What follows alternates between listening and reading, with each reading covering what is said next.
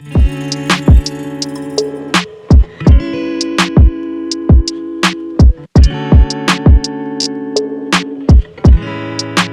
everyone, this is Rich, and I'm joined here today with my friend Dr. Suzanne Fox. And Hi, everybody. we're honored to have our friend Dr. Brooke Goldner, who has an amazing story. I'm sure many of you are aware of her story. I don't want to give too much away, but she was diagnosed with lupus at the age of 16. And through trial and error, she eventually found a plant-based diet, and how long have you been lupus free now, Dr. Goldner? I've been lupus free for 19 years as of last October. Incredible. So if you don't mind taking us back, I would like to learn more about what autoimmune disease is, but I would like our audience to know more about your story. So if you could just tell us briefly what happened at age 16. Let me tell you my life story briefly. Okay, Yeah. I do my best.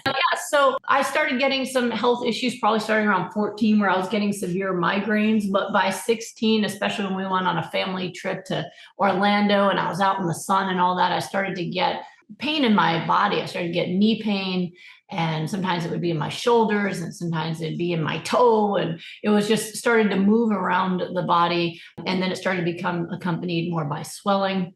And during the times that I was having these issues, I would go to my physician. I'd go to the doctor. My mom would bring me in. Oftentimes the swelling wasn't there, the pain wasn't there. They ran their tests and things, and they never could find anything wrong. They'd say, take some ibuprofen. They weren't sure, but we were doing everything that we were supposed to do. And finally, one day I had spent the day at the pool with my friend, and suddenly I was just really, really sick, terrible migraine, came home and I was vomiting. And after I'd come out vomiting, I had this rash across my face that was very bright. And I'd had it before, but it was very, very bright after vomiting. And that's when, my parents said, okay, this is really bad. There's something going on here. Called my doctor and went to the hospital and met her there. And that's when they finally ran all the tests and realized that I had lupus. And oftentimes lupus symptoms will start even years before the diagnosis can come and even before the labs show up. So I had been tested before for things like my ANA, and it was negative. But at that time, finally, it was positive as well. And I was really, really sick. They found out when they did my blood work, not only did they have to break it to me that I had lupus, but they said that there's something wrong with your kidneys, which can happen with lupus as well. So next thing I know, within 2 days, I am getting a biopsy for my kidneys. Oh my God. And then another day later after that, I'm in the nephrologist's office with my mother and my grandmother. And, he had to break the news to us that I was actually in kidney failure from the lupus, that I had the most aggressive form of lupus nephritis. It's called membranoproliferative. Try saying that 5 times fast. Membranoproliferative. Yeah, that's hard. Say it once. So membranoproliferative nephritis. And he said it was so severe that the medicines that they used at the time. So, this is 22 years ago.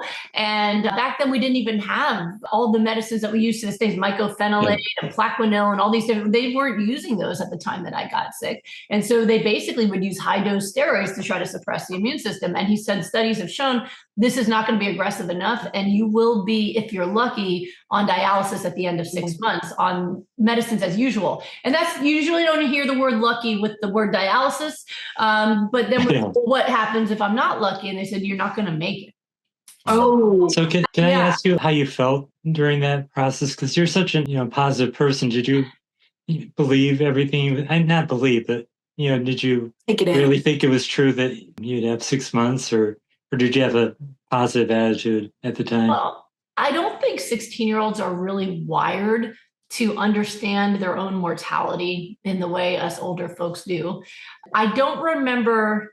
It was mostly shock, kind of disbelief, and not really understanding what they were saying.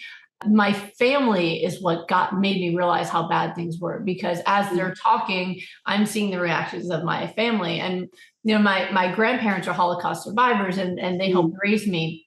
And so they were the toughest people I knew, and also the most optimistic and positive people. But they were always like, even when my grandfather died of cancer, which he died the year before I was diagnosed, I never saw my grandmother crumble. I never saw her cry. She was the toughest, strongest person ever.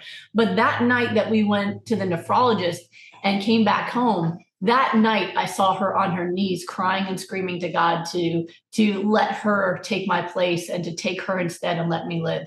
That was more traumatizing to I'm me sure. than the diagnosis itself, because if Oh my grandma's gosh. in bad shape, I'm in bad shape. But no, I have an incredible family, and it never resonated with me that I was dying or not going to make it. It didn't make sense, and it wasn't the story I chose to live.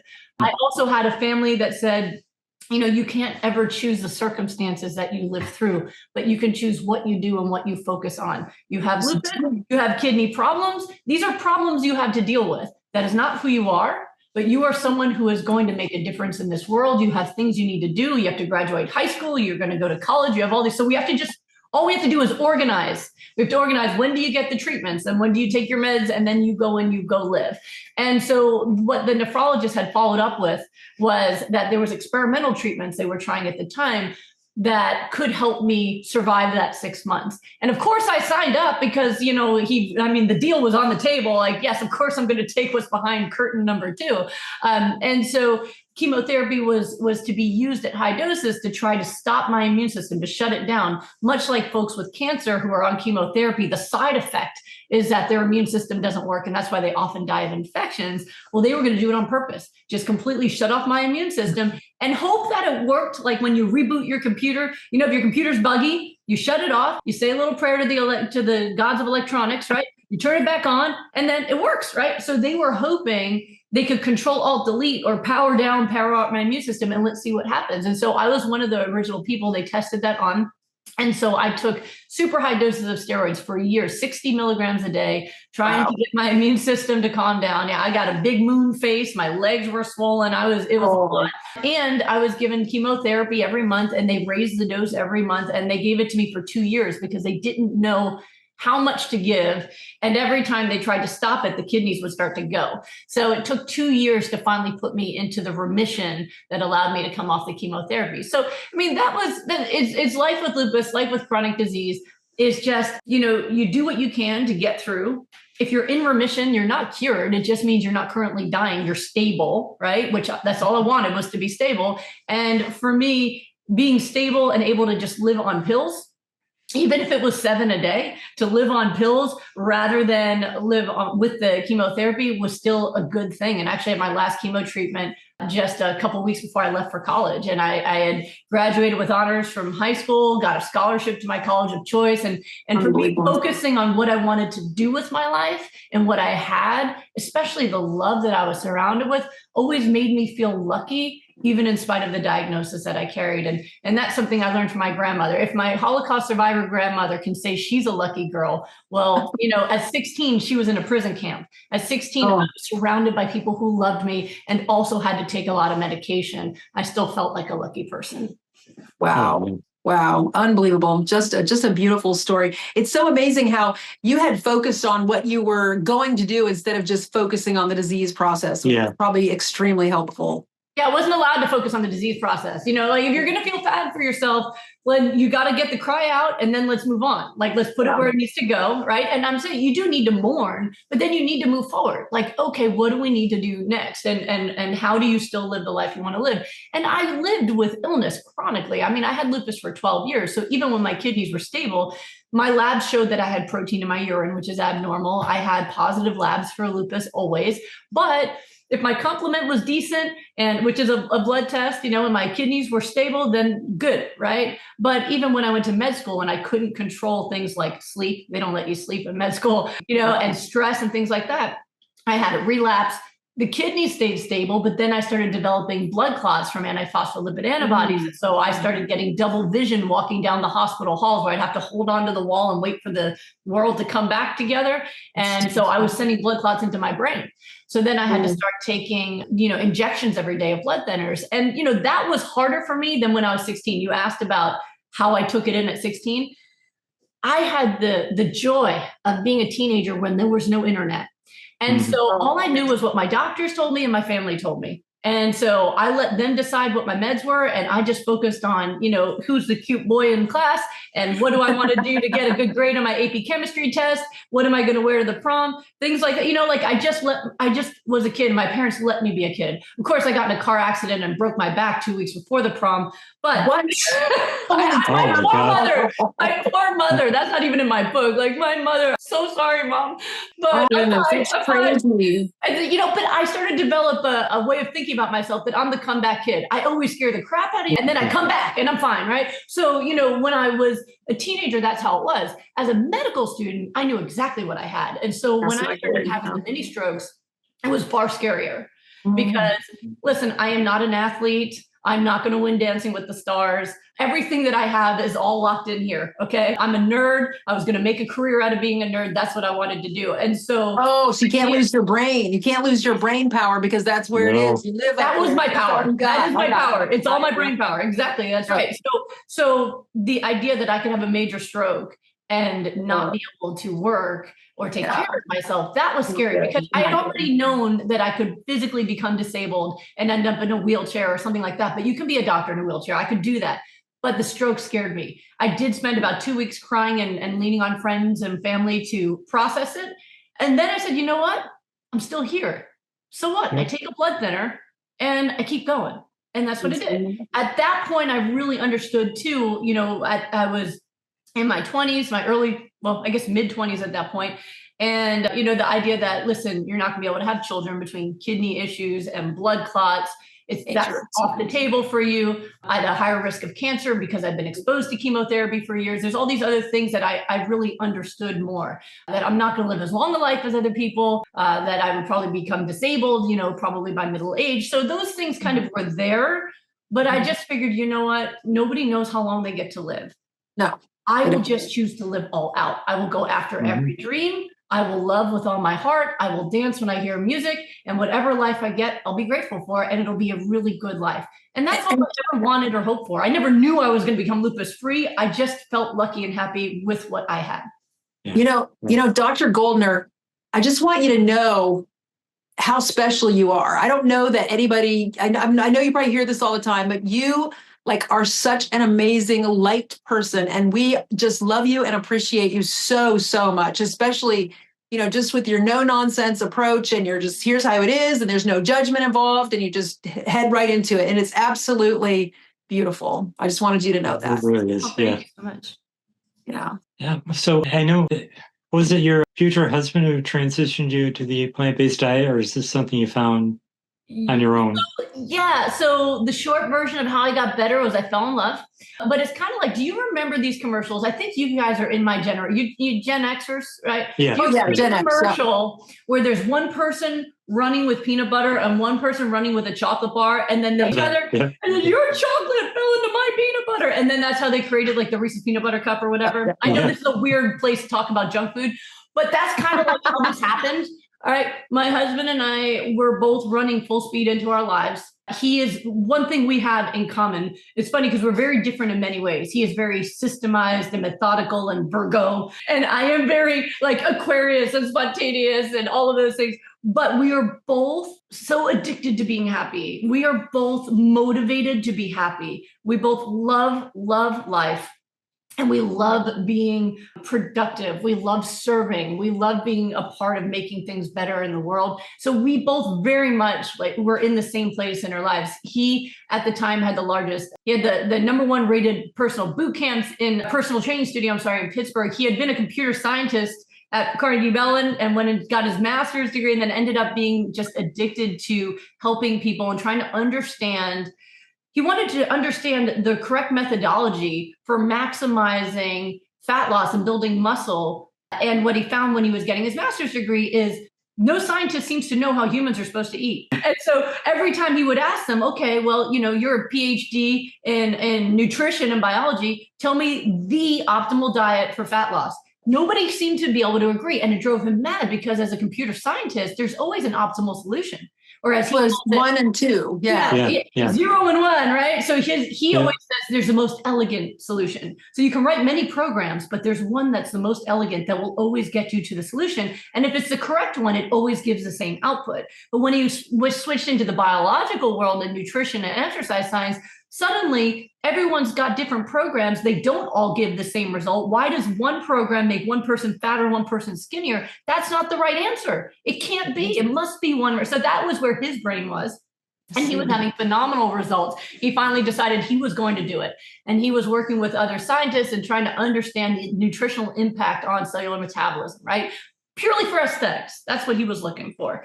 And he was doing really well. I mean, he was on MTV himself. He was in 2003. Do you remember TRL, the Beach House? Do you remember that? Oh, yeah. Yep. He was the hottest body at the Beach House 2003. All right. Awesome. That's down the runway in his bathing suit. Yeah, he was. Yeah. So, and MTV hired him to train people who were going to do their music videos so that they could lose fat, look ripped, so they were taking him into New York to do that work. So he was doing really well with that. And I was finishing up medical school and I met him out dancing. It's a longer story. It's a funny story. But anyway, I picked him up and because I run towards life. And, when you see someone who, I knew him from Carnegie Mellon. I knew he was a brilliant computer scientist, which at that school, those are the biggest brains on campus, and he was, and is still to this day, gorgeous. And then when I started talking to him, he made me laugh till my face hurt. And I'm like, he ticks so many boxes. I didn't even know I had those extra boxes. So I was done. I was in. And I was like, sign me up. And thankfully, he felt the same way. And so we've been magnets stuck together ever since then. And so we knew within a few weeks, this is it. We're getting married. But I had just taken my residency position in California at UCLA Harbor residency program. He was in Pittsburgh. And we knew we had to be together. And because I had to go for my residency, he did what I call a goodwill hunting. And he just sold everything he owned, got in his car and drove to California. And started over, no job, nothing. He just started over with me because I was his life at that point. So we were already happy. So I'm like, oh my gosh. So not only do I get to have the job of my dreams, I get to have the man of my dreams. Lupus was like somewhere locked in a safe. Like I didn't even care anymore. Like it's just, it was just, I was the luckiest person on the planet.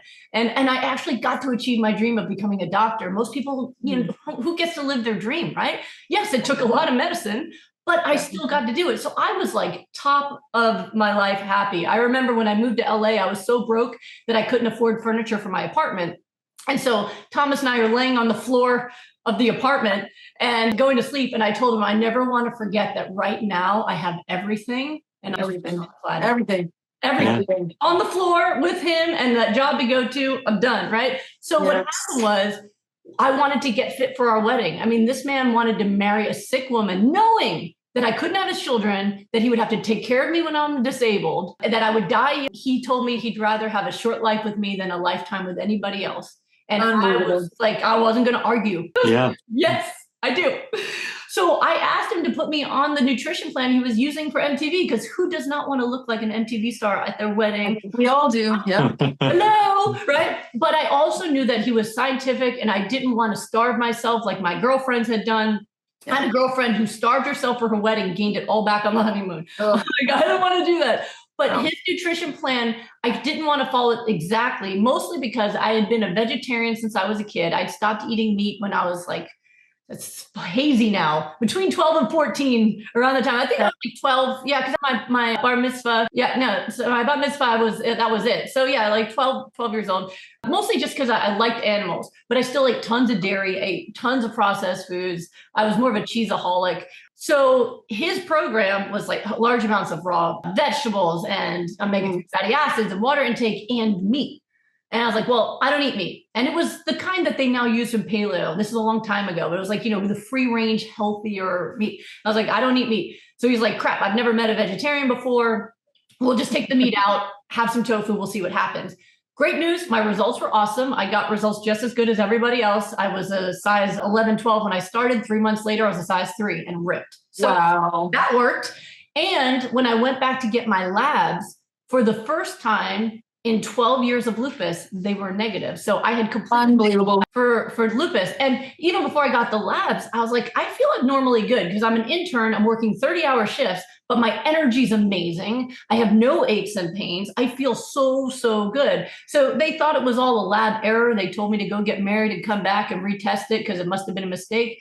But to this day, it's been 19 years. I've never had a relapse. My labs continue to be perfect. Also, my cholesterol that I was told was just high because of my genetics, 155 to 158 is my total cholesterol. Blood pressure is amazing. So every single thing that was wrong has been fine since then. And everything that is now wrong in all my friends who were healthy when I was sick, now they've got diabetes, high blood pressure, cholesterol. A boyfriend I had in med school died of a heart attack already. And here I am, no health problems, zero medications. I was able to have children. Everything that they said I couldn't do, I've done. And so now I just get to look forward to growing old with my love. And what him and I realized, especially we believe strongly, it's our own personal thing, that the only thing ethical to do would be to make sure before we released it to the public that we made sure I was better because of the diet. Right. And to make sure that it wasn't in spite of some things and because of other things, but actually because of each thing. Because too many people do that, just do what I did. And they don't know they got better in spite of some of the things they did, not because of it. And that's why some people might get better and some people worse. Like when you have a paleo diet, why do some people go into kidney failure? Right. Well, because they have autoimmune disease that's putting their stress on their kidney. Right. And that caused them to go into kidney failure. Someone else might get better in spite of it. Right. So we wanted to make sure that everything we did worked and it worked on repeat. So we studied it, we reverse engineered it, then we tested it for free on people. And only when we saw every person had a positive outcome, then we released it. We decided to just release it to the public because we want everyone to be able to have their health and their love and their lives. And we think that should be available to everybody. It's amazing. It's amazing, you know, and it's nothing is simpler and easy. Well, it's very simple, but it's not easy to do generally. You know, it's easier than lupus. I can tell you that. Yeah. But I mean, you were just telling, is it okay if I share what you were telling me, Dr. Suzanne, before we started? Oh, yeah, absolutely. Yeah, where you were saying that you got a lupus diagnosis. You started using my nutrition protocol. I'd never met you before. Oh, yeah. What, started the protocol, right? Got the book, watched all the videos, implemented, and it took me, this was during COVID, so it took me 5 months to get into a rheumatologist. And by the time I got there, you know, she had me do 14 blood tests and 12 x-rays. And she said, I don't know why you're here. There's nothing on this. Yeah. And that's perfect. And that's, I was telling you, and I hear that all the time from people that as soon as they hear they have lupus or any other autoimmune disease, they just start my protocol right away, which they can literally get online in books. And then by the time they see the rheumatologist, they don't know why they're there because they're already negative. To me, every time I hear a story like that, it's like, it makes every day I had lupus worth it. I mean, I've helped save children who are literally shocked back to life because of lupus in their heart. And now they're healthy and off medications and living. Like everything I went through now has such immense purpose and meaning because it's just saving lives. So every single it's unbelievable. It's unbelievable. It's just, you know, you take this, you know, and everybody's, you know, they say stuff like, you know, I can't ever eat that way. That food is so gross. I can't believe it. And I said, well, if you had lupus, you would try it because, or if you know, it's your choice. Everybody has the choice, you know, but I can't, why would you not try that? And, you know, a lot of people are like, oh, it tastes so gross. I can't stand it. And I'm like, have you ever been to a frat party and just chugged a beer? Just try that. Well, thankfully, there's ways to make it taste better now. I mean, I've gotten 5-star reviews on my new recipe book because people are like, I need something besides smoothies. And that was a work of,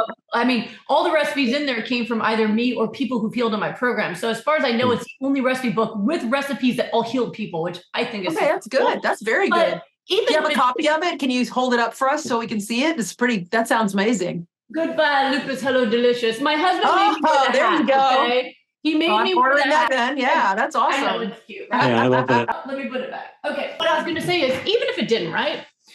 You know, I heard someone say once, changing your diet's hard and being sick is hard, choose your hard. And I'm like, no, I wouldn't even go that far because being sick is hard and gets harder. I've done it. I've been there, done that. It's hard, and then it gets harder and harder and worse and unbearable and then deadly. Changing your diet is only hard at first.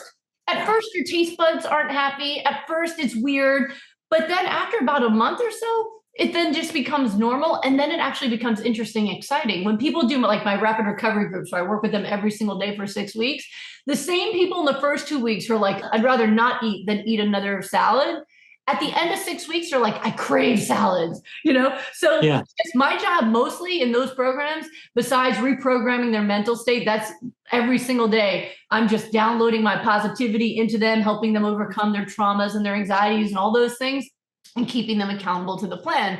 And so what happens though, is I find that my biggest job is just keeping them from quitting until that happens, until they go, I woke up craving a smoothie today. I'm like, all right, we're good. We're good. Right? I just got to keep them going. Don't quit before the miracle, basically. And then once their taste buds adapt and they're feeling that positivity and happiness, then suddenly it becomes the easiest thing ever. Yeah. Nothing feels as good as healthy. What's that, Rich? I was going to say, I do want to talk more about autoimmune disease, but before I do, I had a question, because you got me thinking, not just in lupus, but in all kinds of diseases. Dr. Goldner, you proved that if your mind isn't constantly thinking about being sick and you have other things to do, it might help the recovery. It might offer a speedier recovery than constantly dwelling on the disease. Do you think that's the same for diseases like cancer and other deadly diseases? If you're Absolutely. not constantly dwelling on it and thinking of the negative. Yeah. So this thing is that, your neck attaches this head to our bodies, right? And so all the different things that we think and feel, those are all chemicals. They're signals that are sent out into the body. And they have shown that people with diseases like cancer, as well as autoimmune diseases and heart disease, other things, they often have higher rates of depression, of trauma, especially cancer and autoimmune disease specifically. I mean, folks with autoimmune diseases, they can have 60% or higher rates of things like childhood trauma than other people, according to some studies. So it's a really interesting phenomenon. And it shows how there's this feedback of what's going on. And also what we find is people who have positive outlooks, happier people, they tend to feel less pain. And some of that is actually physical. I remember what really taught me about this was when I was a medical student, and I really spent a lot of time with patients. That's just, I went into this because I love to take care of people. That's awesome. Yeah, when they couldn't find me, I was with the families, I was explaining things, I was spending time with patients. But I remember, there was this one patient who was she had this horrible wound in her foot. And it was the job of the med students and the residents to scrape it out every day, which is so horrific. Painful. And she was constantly just crying and screaming in pain while they did this, right? And it was devastating to be in the room while we're doing this. Yep. And she was always alone. And one day we went in to do the job, and her daughter was visiting. And so the resident, I'm holding the bowl, I'm the med student. The resident's doing the job, and I'm watching this woman, and she is talking and laughing with her daughter, no crying, no screaming, just didn't even notice what we did. Wow. And we walked out of the room, and the attending came to do the teaching moment. And while the attending's there, I said, did you see what happened in there? And the residents were like, here we go. There's Goldner, like with her. and they said, yes, we scraped the wound. This is what happened. I said, no. Did you see what happened? I said, every single day that woman screams and cries. And today her daughter was there and she was smiling and laughing. Do you see the power of connection, happiness, and how it affected her experience of pain? And they're like, oh, someone save us from this. The residents just, the attendings love me. They actually started an end of life program because of me as a med student in the surgery. Wow. Because I would ask questions like, why are we doing surgery on this lady? And the resident goes, didn't you read? I said, yeah, I read that she's an 80-year-old person, heart failure, kidney failure, and dementia. So why are we doing surgery on this person? Shouldn't we be talking to the family about end of life? And the residents just wanted to do procedures, and the attending started an end of life program because I wouldn't shut up. But I just, I watched my grandfather die of cancer, and they treated him too long, and he was suffering when he could have just had a more peaceful passing.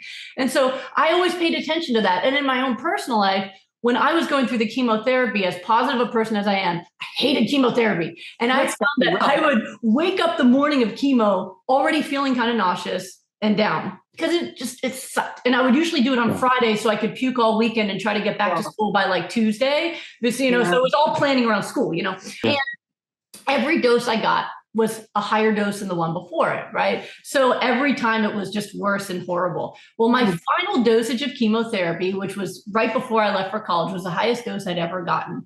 But I woke up that day so excited because it was the last one.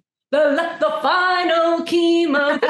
Right. So I came downstairs and I'm not in a good mood, instead of my mopey, like chemo day. I was so excited. Like, let's do this. So I walk into the hospital. I'm excited. Normally they're having trouble getting my vein, get it the first try because I'm relaxed. Everything's dilated. Right in. Had the highest dose of chemo I ever had. I had 0 side effects. It used to take It would take me 3 weeks to recover from a dose of chemo because the first 5 days I'd be throwing up, and then I'd be weak and dehydrated. And then by the 4th week, I'd finally start to feel better. And then it's time to do it again. So I spent 2 years. Highest dose I ever got, 0 side effects. 0. Amazing. Because of your attitude. It was your attitude. And so at 18, I'm very self-aware, observant. So at 18, I was like, that's interesting. What was different? I wonder if I'd been that optimistic and positive the whole time, I would have not had side effects. It's almost like you're making the suffering worse just by thinking about it, Yeah, that when you tell yourself, I'm sick, I'm nauseous, your body goes, I'm sick, I'm nauseous. And when you tell yourself, I'm done, I'm finished, I'm healthy, I'm good, your body's like, oh, I'm done, I'm finished, I'm healthy, I'm good. And so, listen, it's not 100%. I still, even in my positive mindset, would have joint pain, and I took my COX-2 inhibitors for that. I'd get a migraine, and I'd take my medicine for that. But it was really fascinating how the more positive and focused I was on my excitement for life, the less I noticed or felt symptoms of my illness. And so that's why also, even though my expertise that people come to me for is in, how to optimize nutrition for cellular repair and immune function, what I also focus on is doing everything I can to bring up people's sense of gratitude and purpose and happiness. Because if you do that, you can feel good today, even before you're finished healing, number one. And number two, it will accelerate the healing process because that positive, happy mood does create more health in people. So all of it is all connected. Wow. Definitely. Wow. That's awesome. You're amazing. I have a question about autoimmune disease because when we were younger, let's say in our 20s, I don't remember hearing much about autoimmune disease. It seemed like there was lupus, or I heard about MS. And now they all seem to fall under the umbrella, even type 1 diabetes. Was autoimmune disease a thing back then, or is this just, a category that came up after all these illnesses? Yeah, so autoimmune disease has been there all the time, but it has definitely increased over the years. And it has increased so much over the past 40 years that there were actually geneticists in England in the Frick Institute. They were trying to figure out if there's been some kind of genetic change because the rates of autoimmune diseases have been rising, and it's also been spreading to other countries. So in countries like the Middle East, they never used to have inflammatory bowel diseases. Now they're getting Crohn's and ulcerative colitis, other autoimmune diseases. And so they were trying to figure out, has there been some kind of genetic change that would stimulate this? Because the understanding has always been it's a genetic disease, right? So what they found was there's been no difference or change in genetics. We're not turning into one of those sci-fi movies, and we're not becoming mutants or anything like that. No wingspan forming. Genetics pretty constant. The difference that they were able to overlay is the rise and spread of autoimmune diseases exactly matches the rise and spread of the Western diet. Yeah, so those fast food restaurants, See, I grew up, I was, the first line of my book, Goodbye Lupus, is that I had a personal chef growing up. It was Chef Boyardee, right? And so I ate Chef Boyardee, macaroni and cheese. And then when I was by 12 years old, my dad was working for Domino's Pizza. And so I could eat unlimited pizza. And then by the time I was a teenager at 16, he had franchised. And so they sold school lunch too. So I would eat pizza for lunch with some fries. And then I would have pizza for dinner too, because they were tired after a day of work to bring the pizza home. And so most people thought I was the luckiest kid in high school because pizza all the time. But I mean, dairy and processed sodas, all that kind of stuff. I mean, so the diets have gotten worse, right? Yeah. The diet that I was raised on Definitely. far worse than the diet my mom was raised on, which is far worse than the diet that my grandmother only fresh food because there was no refrigerators in Poland at the time. Right? So, it's just our diets have gotten far worse. We've gotten more sedentary too. And mental health has gotten worse as well. And so, everything is up. Autoimmune diseases are up. They're finding colon cancer now that's increased in 20-somethings. Yeah. Kids with type 2 diabetes. When I was in medical school, they called that adult onset diabetes. Yeah, now that's right. Type 2 because the kids are obese. The kids are getting that diabetes. So heartbreaking. So heartbreaking. Yeah, so our diets are worse, our lifestyles are worse, and the diseases are all on the rise. Everything from depression, ADHD, to cancer, to autoimmune diseases. We've done this to ourselves. Yeah. It's the food. It's the food. Yeah, the food and the lifestyle is just out of control, really bad. Yeah, I mean, as is today, so a couple hours after we're done, I'm going to, the TV news likes to have me on to deliver the bad news and the good news. But I'm going to be talking today about how the number one most heart attacks of the entire year are on Christmas Day, right? Oh my goodness. Yeah, and number two most heart attacks, Christmas Eve. And number three is New Year's Eve. So most people think I'm going to eat like crap until New Year's and then I'll turn over a new leaf. Meanwhile, people aren't making it to New Year's, right? So we're just eating ourselves to death during the holiday season. So I'm going to cheerfully bring that up and talk about heart attacks on TV. That's an important message. It is. But people need to realize this. And you know, that's the number one most common cause of death, even in people with lupus, is heart attack. Yeah. And it's all being caused by people's diets. And people are losing the people they love to something that's completely avoidable if they're eating the right diet. Yep. It's preventable. That's the worst part. And not only that, if you survive that first heart attack, now you're weakened. There's a part of your heart that's probably dead or not functioning as well. And, you know, it destroys a lot of your life. It really does. It's absolutely it's hard. Yeah. And so I help people reverse heart disease and even heart failure. But boy, that's a tough road. But the best time to talk to someone is right after that when they're still scared. Because you talk about people not being motivated to eat healthy. Well, you got to, you know, bring the conversation up when people change when they're in pain, basically. Yeah, and they only change. It seems like it's hard to get them to be motivated to change until they're in that kind of pain sometimes. Unfortunately. You know? If you feel great, why change it, you know? So true, yeah. So for autoimmune diseases, you know, a lot of them are treatable. You know, I'd like to say cured, but maybe they're still in there in remission. But it seems like type 1 diabetes, that's not reversible. Are most of them pretty much reversible except for type 1 diabetes? So there's a couple things to what you said. So there are treatments for all things. Not everyone responds well to treatments. And even when you're on treatments for autoimmune diseases in terms of medications, you still have the disease. You can still measure it in blood tests. You know, they try to keep it as low as possible, but it's still there. And people often are symptomatic. I mean, when I was told I was in remission, I still had joint pain. I still took medicines for those things. I was just stable and functional, and that was what was mattered. For a lot of folks, the medicines are not effective. I see a lot of folks who are on 3 different immunosuppressives, and they've gotten chemotherapy, and they're still in kidney failure. They still have endocarditis. They still have active symptoms. Same with MS, other you know, autoimmune diseases. They're continuing to progress. Scleroderma, I've seen people, they continue to progress, and they don't ever get anything back. Like they can't heal the ulcers on their fingers. They can't get the elasticity back in their skin. When they join my rapid recovery group, the ulcers close up usually within 2 weeks. They can start moving their eyebrows again and getting their facial movement back. One person actually had it measured where their skin elasticity went up 20% in 2 weeks through nutrition, but the medicines couldn't do that. So, you know, it's important to understand that there are treatments. Those treatments don't eliminate those diseases. And for many people, they continue to progress.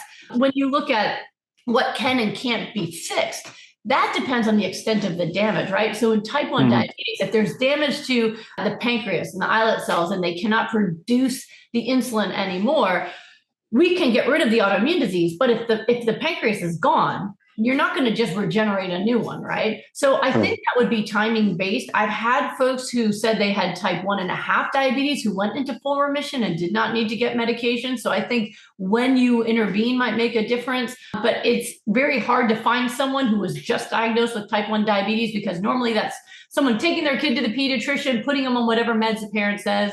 We don't have the outcomes yet. I don't like to make things up. I'm very results-based. I'll tell you what I've seen happen. But that can also happen. For example, I've gotten people off the kidney transplant list, the lung transplant list, and the liver transplant list. But there are some folks. Wow. And usually within 6 weeks. But there are some folks, so for example, who are on dialysis, like in my last rapid recovery group, we have many people with kidney failure do my groups now because I have published getting people off the transplant list. They come to me. And so I have one woman who within 6 weeks had a GFR of 110, totally normal, lupus ANA is negative, and her thyroid healed too. She is 100% healthy, right?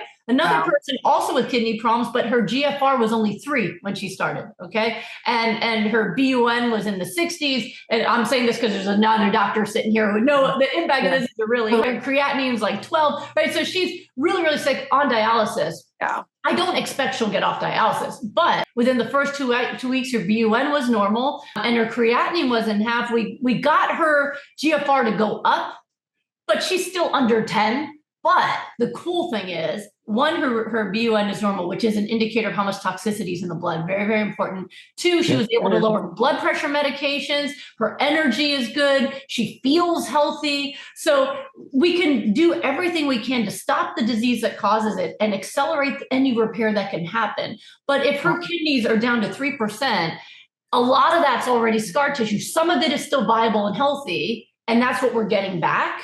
And we're going to keep going until we hit a plateau. So when I'm working with people like that, as long as the numbers are getting better, we stick with it. We hit a plateau. Okay, that's as far as we could get. Now we're going to kind of enjoy the rest of your life on a hyper-nourishing plant-based diet, right? But, with anything that somebody has, the goal is to get them as healthy as possible. And if they can get back to normal, great. The woman who I mentioned first, I told her, you're factory reset now. Like, good luck. Right? But the other lady, she's not going to factory reset. It was too late by the time she came. Not too late to get results or benefits, but probably too late to get off dialysis. I mean, I've seen folks get off dialysis. Someone who hadn't urinated in years started urinating in 3 weeks, right? Still needing dialysis because her kidneys are still not strong enough to get all the toxins out of the blood, but she got time back. And dialysis is often a limited time offer. And so if you can get someone healthier, even who needs it, they're going to prolong how much time that they have. So whether it's type 1 diabetes or other things,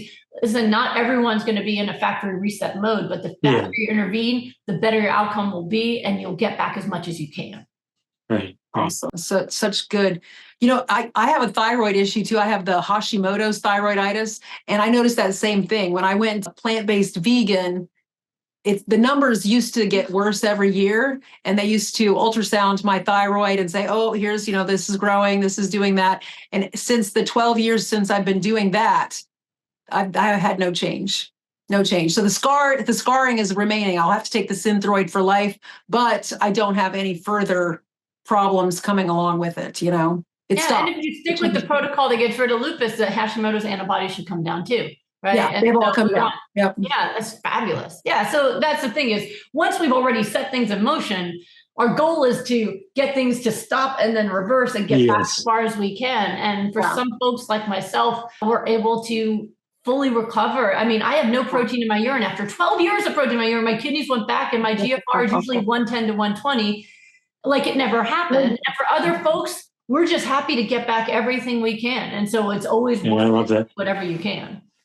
Yeah. It's a pretty amazing process. It's like, I like the way Dr. McDougall used to say, it's like when you stop smoking, everything gets better. Everything gets better. When you stop doing the damage, it either, stays stable or it gets better, but it probably gets better. The smoking is what's causing the problem. In this case, it's the eating the animals and the junk it's causing the problem. And so the other part that I add to it, right, is if you take away the stuff that makes you sicker, you can stop that process of getting sicker. What I teach people is how to add what's missing so you can also accelerate and optimize repair. And that's why the results are so profound when you talk about something like hyper-nourishment, because it's like, all right, here's all the ingredients your cells use for repair. Go flood the bloodstream and let's see what we can get. That's awesome. It's like the part 2 to the missing puzzle. It's amazing.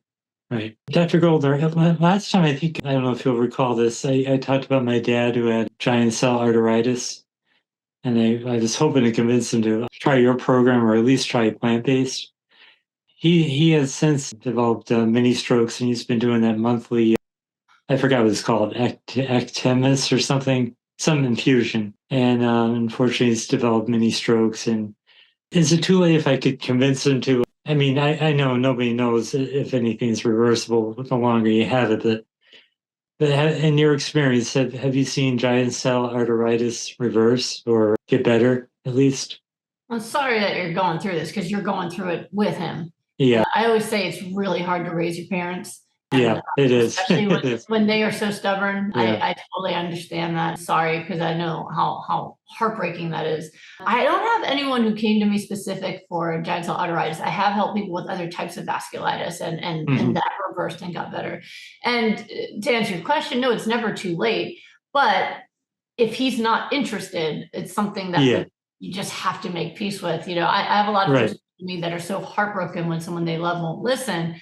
I say we have to let them make their choices and love them anyway. That's true. Even though it's so painful because it could be better.